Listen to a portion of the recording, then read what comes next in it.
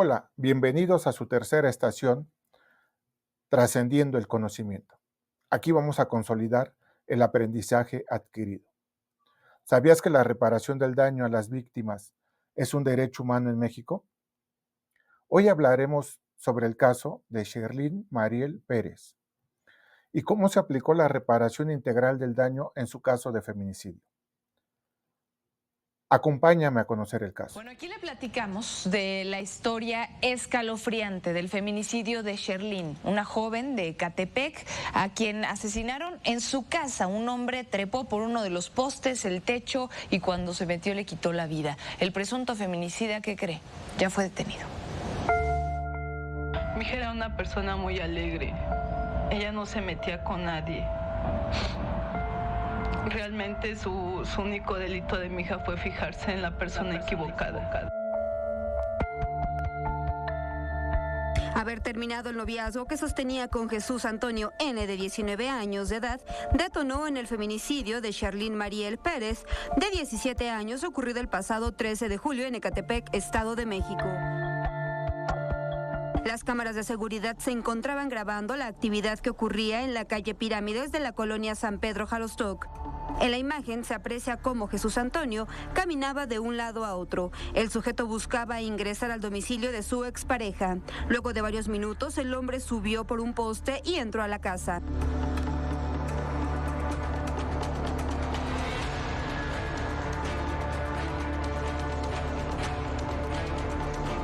Ya dentro de la propiedad, el hombre amenazó a la joven y la obligó a retomar la relación sentimental. Sin embargo, Sherlyn se opuso, por lo que recibió un disparo. La víctima quedó herida y los equipos de emergencia la trasladaron a un hospital donde, horas más tarde, falleció.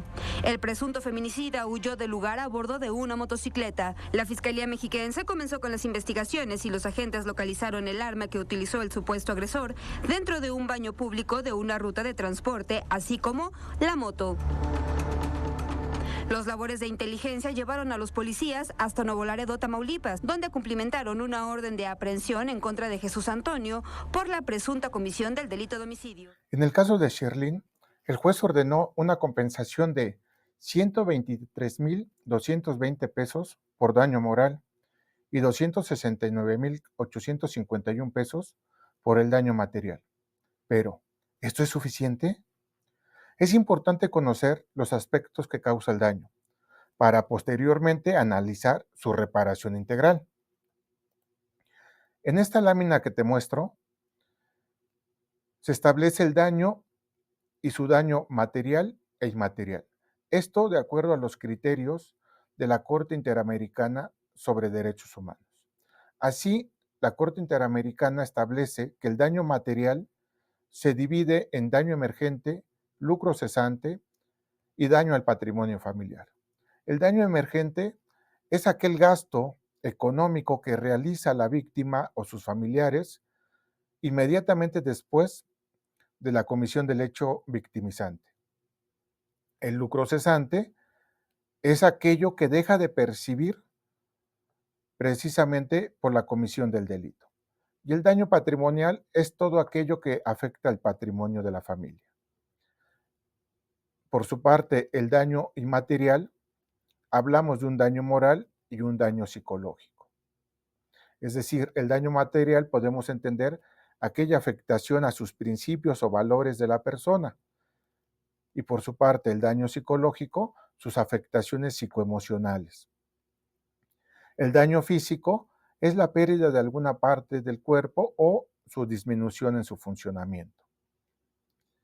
El daño al proyecto de vida. Como lo vimos en el caso de Sherlyn, era una estudiante, tenía esperanzas para llevar a cabo una vida profesional. Ese proyecto de vida fue truncado. Y daños colectivos y sociales es aquellos que afectan a la sociedad en su conjunto. Por eso es que debemos de identificar el daño para después hablar de su reparación. Así, la reparación integral del daño es un derecho que abarca la restitución, rehabilitación, compensación, satisfacción y garantías de no repetición. En este caso de Sherlyn, el juez ordenó únicamente la reparación del daño moral y daño material.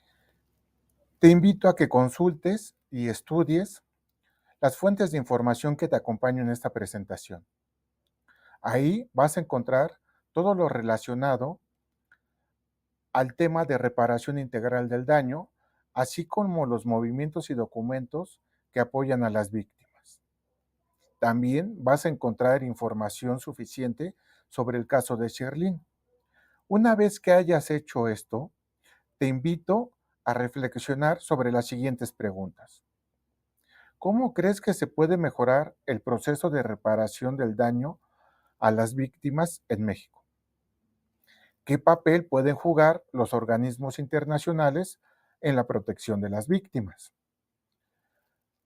Espero que nos compartas tus reflexiones, tus análisis y desde luego tus respuestas en la pizarra de Padlet, que también lo vas a encontrar aquí en esta presentación.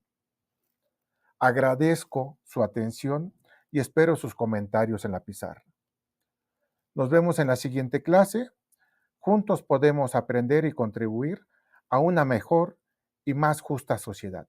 Muchas gracias.